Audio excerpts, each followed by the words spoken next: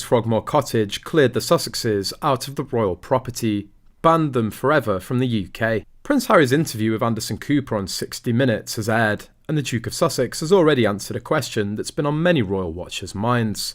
We have the TV journalist to thank for getting to those hard-hitting questions and squashing any rumours for good about whether his royal exit is temporary or permanent. In the interview, Cooper asked, "Can you see a day when you'd return as a full-time member of the royal family?" Harry didn't even hesitate as he shook his head and responded, "No." There's the answer everyone has been looking for. He's done with his royal life for good.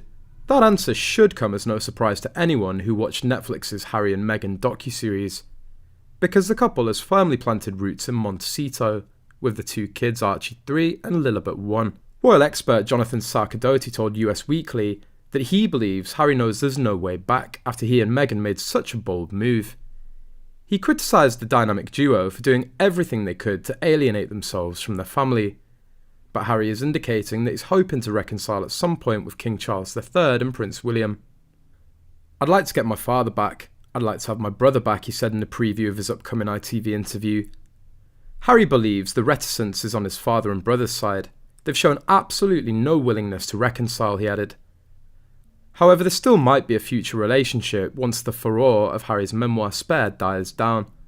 However, that rift will never be repaired until both sides acknowledge they're on different paths in life, the royal path and the private citizen journey. Despite his mother, the late Queen Elizabeth II, declining to take such an extreme measure when she was alive, King Charles III is preparing to extend such a ban to the couple's kids. Over the last 2 years, Bower has spoken to dozens of courtiers and associates. He believes the Duchess of Sussex will not back down, even if the titles are under threat. Following the return for Queen Elizabeth II's funeral ceremony in London in September, Bower highlighted the animosities and tense relationships between senior royals. He said King Charles II had tried to defuse the issue rather than remove the titles. He's threatened Meghan Markle and Prince Harry on several occasions, warning they'll experience ostracism in ways they can't even imagine if they move forward.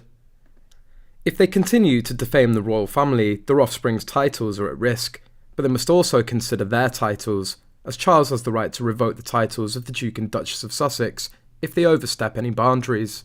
In other news, Prince Harry reportedly had plans on twisting the knife around the backs of the royal family, despite the hurt and pain they were complicit in. The claim has been brought to light in a co-authored piece by Rebecca English and many others for the Daily Mail. She wrote, "Prince Harry has sensationally accused his family of being complicit in the pain and suffering inflicted on his wife and compared them to abusers."